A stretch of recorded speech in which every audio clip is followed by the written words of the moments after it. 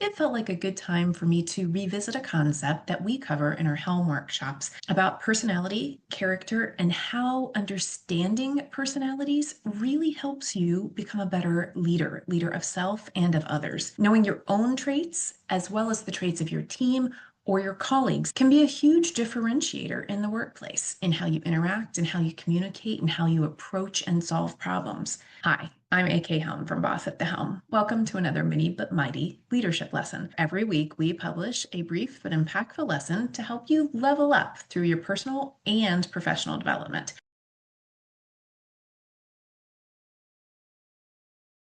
Learning how you relate to others, what other people appreciate and respect, and what you appreciate and respect helps you speak up and advocate for yourself, helps you set your boundaries, and it helps you choose to engage with others differently than you prefer. Choosing how you relate is the part that I sometimes get kickback on. I often have people say to me, but that's not authentic. Changing how you act or how you communicate with somebody isn't being true to you. You should stick to your guns and only act one way.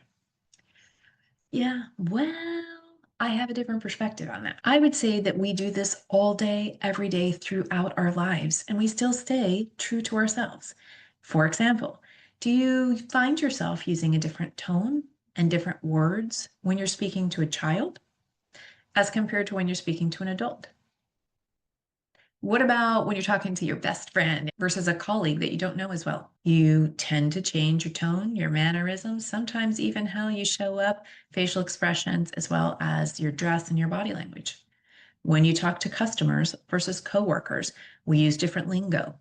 Now, this doesn't mean that when you're in front of a customer, you're all fake schmarm and polish, and behind the customer's back, you're cursing, derogatory, negative, and rude.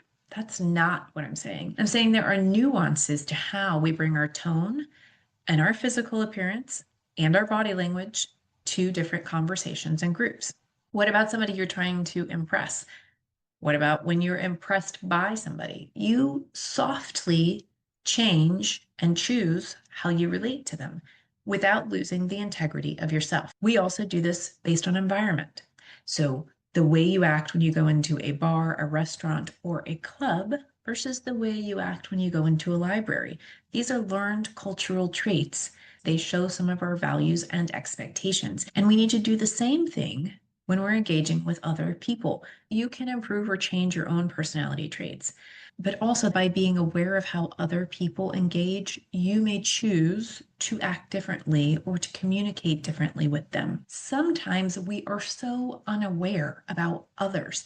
We think everybody should get it the same way, the same speed, the same form of communication. And that is the magic here. You can help people understand who operates one way versus another and how to communicate with them a little bit better. We'll take it further. Do you have a big pitch to make to a customer, or you're going on an interview for a new job? You might put on your favorite outfit or make efforts to look your best. You might engage in a bit of self-pep talk, like, I've got this, go, you're going to win. You might take deep breaths, close your eyes.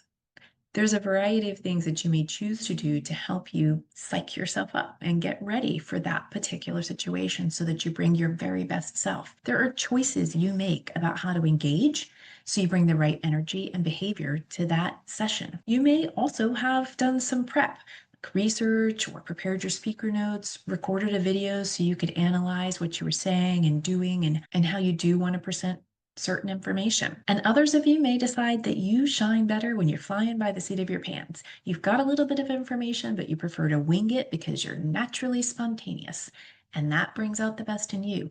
This is what I mean about choosing and how we choose all the time, how we relate to others, depending on the context, the situation, and the traits and preferences that that individual or group may have. It's not about being inauthentic. It's about understanding context, social cues, and making as many people comfortable as possible versus being the only person who's comfortable about the situation. When you're super tired from a really long day at work and you got to pick the kids up and get home and make dinner, and your kid jumps in the car because they've been at activities and they're super amped up, they've got all that exercise and social energy, you can choose to meet them on their own level and really engage in that excitement, totally flip your own script. Or you may maintain a sense of calm and still not crash their party. Gently encourage them to ground and to tell you how it was and what was so exciting. You might even say, "Hey, I'm so excited for you. I am really tired right now. Can we bring it down just a notch? And I'd love to hear everything about your story." Or you might be that person who douses the fire and says, "Calm down, I'm tired. I just want to listen to the radio." Choosing how you relate, and we do it all day, every day. Isn't it better if we can choose how we relate based on understanding certain traits and characteristics, as well as our intentional response to ourselves and others? Choosing to respond instead of react. As Adam Grant says, personality is how you respond on a typical day, and character is how you show up on a hard day. It's easier to demonstrate generosity, integrity, and humility when things are going well. And the question is, whether you live by those values or traits and characteristics when the deck is stacked against you, when the going gets hard, and can you help other people on your team understand this too? Help them understand their own personality and character, what they choose to show up with every day. Help them understand others that they're engaging with and how they might choose to relate to them. Help them understand what are the values that are accepted in your team and organization, where they are aligned or misaligned. And if they want to fit in, they want to be respected, if they want to be part of the growth of the organization, what are the values, the traits, the characteristics that they need to focus on and align to? That's not an unreasonable ask in a corporation, but it is important that you state what those are. Oftentimes in leadership, we make assumptions that other people understand the traits, the characteristics, the values that people will bring to the table. But it's more fair if you spell out precisely what's expected. What does it look like? And then appreciate people who are bringing that forward so more people can look around and understand, oh, those are the traits that are successful here in this company on this team. In all cases, I encourage you to get to know yourself, your beliefs, and your assumptions. Start with yourself, lead yourself, and then lead others. Be a boss. Join us here next Friday for more Many But Mighty leadership lessons. By the way, now is a great time to tap like and subscribe to this channel. We'll see you next week.